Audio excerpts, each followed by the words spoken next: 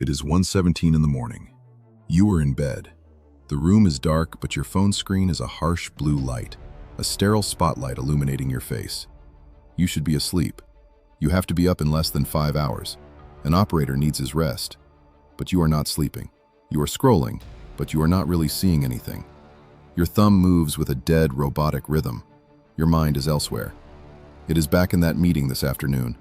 It is replaying the exact words you used when you were put on the spot. It is analyzing the micro-expression on their face, the slight shift in their tone. You are spinning in a loop, dissecting every frame of a memory that is already dead and buried, trying to perform an autopsy on a ghost. This is the battlefield inside your skull, and right now, you are losing. Badly. The enemy has a name.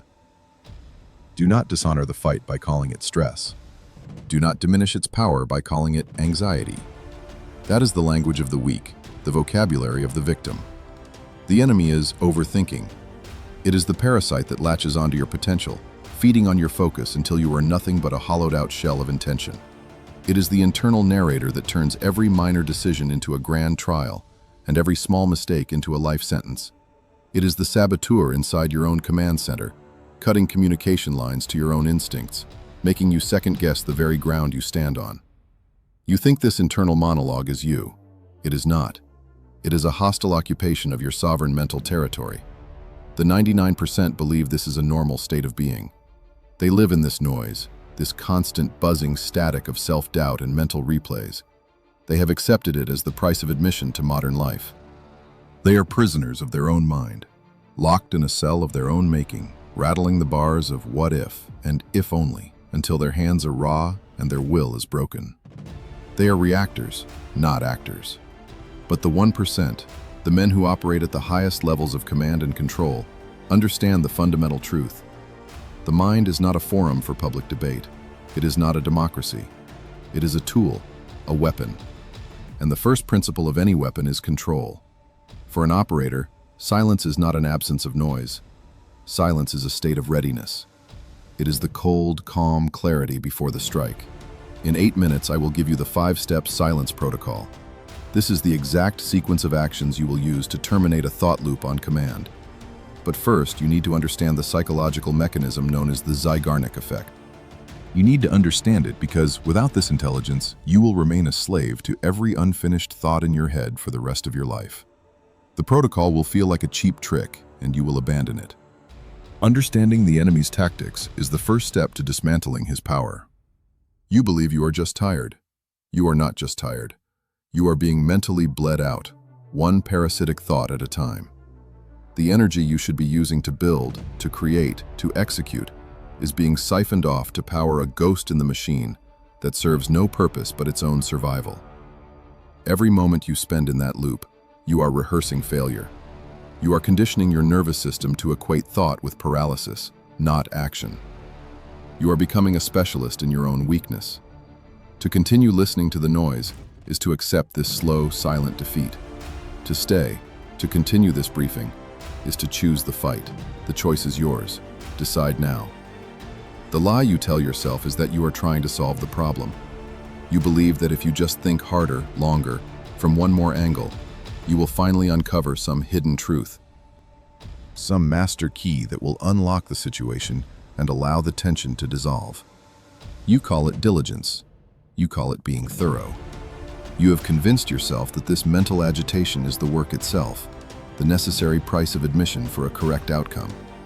This is the grand illusion, the self-administered anesthetic that keeps you numb to the fact that you are not moving forward. You are spinning in place, digging your own trench deeper with every rotation, mistaking the frantic activity for progress. You are not preparing for battle. You are becoming the battlefield. The reality is a neurological trap. Its name is the Zeigarnik effect, a psychological principle discovered nearly a century ago. Your brain is a ruthlessly efficient machine, hardwired by evolution to fixate on incomplete tasks. An unfinished report, an unsent email, a promise you have not yet kept. Your mind flags these as open loops, and it will relentlessly push them into your conscious awareness until they are closed. The problem is, your brain's ancient architecture cannot distinguish between a real-world task you left half done and a mental argument you keep restarting inside your own skull. It tags them all as underscore, underscore, quote, underscore, for, underscore, underscore. Every time you replay that conversation, every time you second-guess that decision, you are not problem-solving. You are manufacturing dozens of new, phantom, unfinished tasks. You are deliberately programming your own mind to torment you. You think you are being responsible. In reality, you are a ghost hunter, chasing apparitions in a haunted house of your own design. This is why you feel that constant, low-grade hum of cognitive pressure. It's the alarm system screaming that there are too many open circuits, too many unresolved threats. This is not a sign of high intelligence. It is a sign of a system spiraling out of control. A commander who has lost command of his own headquarters. You believe you're analyzing the past to secure the future. The truth is, you are sacrificing the present moment on the altar of a past you cannot change. You are rehearsing your own paralysis, training your mind to see threats where there are only memories, and to see indecision as a virtue. This is the doctrine of the weak, the protocol of the 99%. This neurological loop is the prison, not the situation itself, not the other person. The prison is the feedback cycle of creating an open thought, your brain demanding you close it, and you responding by opening another one.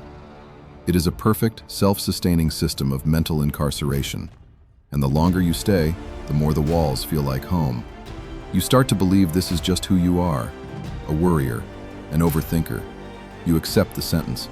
You forget what it feels like to be a sovereign operator, to have a mind that is silent until ordered to engage. A mind that is a fortress, not a public square for every stray anxiety to set up a soapbox. Remember the 5-step silence protocol I mentioned? We are almost there. But there is one more enemy you must understand first: the illusion that your thoughts are reality. Without dismantling this illusion, the protocol will be a temporary tactic, not a permanent shift in your command structure. You will use the weapon once, then hand control right back to the enemy. The trap has been identified. The psychological mechanism is exposed. Now, we must understand the nature of the enemy you are fighting. It is not the world outside. It is the narrator inside. And its greatest weapon is your belief that it is you. 2,000 years ago, the most powerful man on the planet sat in a tent on the frozen banks of the Danube River, surrounded by war, plague, and the constant threat of betrayal. This man was Marcus Aurelius, the Emperor of Rome. The pressure on him was absolute. The stakes were the fate of civilization itself. And yet, in the private journal that would become his Meditations, he wrote this: "Today I escaped from anxiety, or no, I discarded it, because it was within me, in my own perceptions, not outside." Read those words again. He did not say he solved anxiety. He did not say he managed it, or coped with it, or found a way to live with it. He said he discarded it, like a piece of trash, like a worn-out piece of equipment, like an order that was no longer valid. This is not the language of a victim. It is the language of command. It is the doctrine of a sovereign mind. This is the weapon the Stoics forged, and it is the weapon you have forgotten you possess. When you are staring at your ceiling at 2 in the morning, rereading an email for the 10th time, paralyzed by what a client or a boss or a stranger might think. The anxiety is not in the email. It is not on the screen. It is not in the mind of the other person. It is inside you. It is a fire you are feeding with your own attention. Aurelius understood this without MRI scans or cognitive behavioral therapy. The source of the torment is internal. Therefore, the command to cease fire must also be internal. You think your careful consideration of every possible outcome is a virtue. It is a trap, a self-imposed prison of indecision. You are giving a parasite veto power over your life. The Stoics taught that your mind is an inner citadel, a fortress that no external event can breach unless you grant it entry. But you have not just granted it entry. You have given the enemy the keys, a seat at your command table. And you are asking it for advice on how to win the war. You do not negotiate with the noise. You do not reason with the reactor. You issue a command. You discard it. Remember the 5-step silence protocol I mentioned? We are almost there. But you must internalize this Stoic law of command first. Without it, the protocol is just a series of empty actions. It is the why that gives the how its power. Without this doctrine, the first step of the protocol will feel foolish, and you will fail to execute. You will remain a passive observer in your own head, a subject in your own kingdom, instead of the sovereign. This understanding is the armor you must wear before you pick up the weapon. Most men live their entire lives as reactors. They are slaves to their own perceptions, blown about by the winds of emotion and external opinion. They believe their internal state is something that happens to them. The operator, the 1%er, knows his internal state is something he commands. He is an actor, not a reactor. He understands that the gap between who he is and who he could be is measured in the discipline he applies to his own thoughts. This discipline is not about comfort, it is about control. The control to see a thought for what it is, a flicker of electricity in your brain, and the authority to decide whether to engage or to discard. So I will ask you a question, a tactical question. Most people will let their demons fester in the dark where they grow stronger. The operator drags them into the light to be inspected and executed. What is the one recurring thought that has held you hostage this week? Which mental parasite has been feeding on your focus? Tell me in the comments right now. I read every single one. Expose the enemy. The root of this overthinking is often a deeper infection, the need for external validation, the fear of judgment. If you want the doctrine for killing the need for approval, make sure you are subscribed. That is coming next. You now have the philosophy, the doctrine of command. In the next part, you get the weapon, the protocol. Do not break formation. You will now be given your orders. This is the 5-step silence protocol. It is not theory, it is action. It is a weapon forged to reclaim the sovereign territory of your mind. Listen carefully. Execute without deviation. Your internal discipline is the only variable that matters. Step 1. The grounding. The moment you detect the enemy's advance, the first loop of a recurring thought, you will move. Do not negotiate. Do not wait for it to pass. Stand up. Walk directly to the nearest sink. Turn on the cold tap. You will splash your face with the coldest water you can tolerate, not once, but 3 times. The physical shock is a tactical pattern interrupt. It is a neurochemical flashbang thrown into the command center of your brain. It forcibly yanks your nervous system out of the abstract cognitive spiral and into the raw, undeniable reality of the physical present. The trance is broken. The mental battlefield is reset. You have seized the initiative. This is your first victory. It proves you can still issue a command that your body will obey, even when your mind is in revolt. Step 2. The inventory. You will take 1 clean sheet of paper and a pen. No screens, no keyboards. This is a physical act. You will write down the single looping thought that is holding you hostage. Reduce it to 1 clear, brutal sentence. Below it, you will write 1 single physical action that moves the situation forward, even by 1%. You think this is a trivial act. It is an act of war against the formless enemy in your head. This is externalization. You are taking the monster out of the darkness of your skull and trapping it under the harsh light of reality, on paper. You are reducing it from an all-consuming feeling to a set of words. It is no longer a ghost haunting you. It is a target, identified and marked. This is the protocol for making the enemy visible, and a visible enemy is a vulnerable enemy. Step 3. The void. Set a timer for 3 minutes. Not 2, not 5, 3. You will sit in a chair, back straight, feet flat on the floor. You will stare at a single, unmoving point on the wall in front of you. A nail, a crack, a corner. Your eyes will remain open. You will want to close them and meditate. That is a retreat. We are training for an assault. During these 3 minutes, the thoughts will come. They will scream for your attention. You will not fight them. You will not engage. You will acknowledge their presence like a sovereign ruler acknowledges a court petitioner.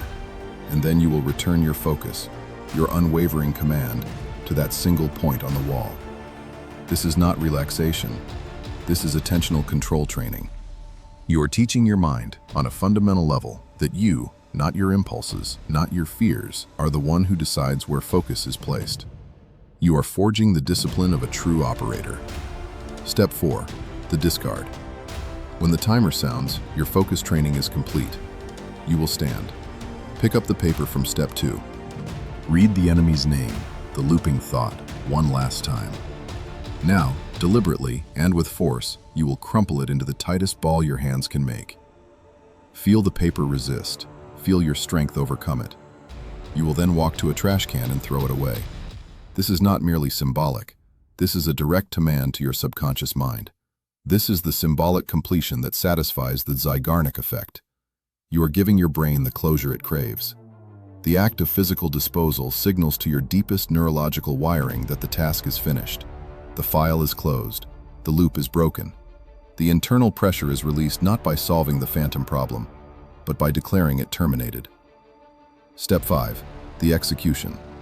Immediately, without hesitation, without a single moment of further analysis, you will perform the single physical action you wrote down in Step 2. Send the one-sentence email. Make the 2-minute call. Put on your running shoes. Do the first set of 10 push-ups. This is the final and most critical step of the protocol. Action is the ultimate antidote to the poison of overthinking. It proves to your entire nervous system that you are not a passive reactor trapped in thought. You are a sovereign operator who acts in the real world. You are the one who gives the orders. You are the one who moves. The protocol is now in your possession. You know the psychological mechanism it targets. It is time to reframe the mission. Overthinking is not a sign of intelligence. Let's be clear on that. It is the engine of cowardice, a complex and sophisticated excuse for inaction. The man who claims he needs more time, more data, more analysis, he is not a strategist. He is a man hiding from the battlefield. He builds a fortress of what-ifs to protect himself from the brutal, simple reality of execution, where things can go wrong, where he can fail. Your mind has become this fortress. It is a monument to your fear of contact with the real world. You have mistaken the frantic energy of the hamster wheel for forward momentum. You think you are sharpening the sword. You are just polishing it in the dark, terrified to ever draw it. The protocol I have given you is the key to this fortress. Remember the promise from the beginning?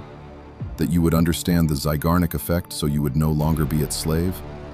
Now you see the mechanism of your own chains. The grounding protocol is a shock to the system that breaks the hypnotic state of the loop. The inventory drags the ghost out of the machine and onto paper, defining the enemy. The void trains your attention like a muscle, giving you the power to look away. The discard provides the symbolic completion your brain is screaming for, silencing the alarm. And the execution, that is the final, definitive act.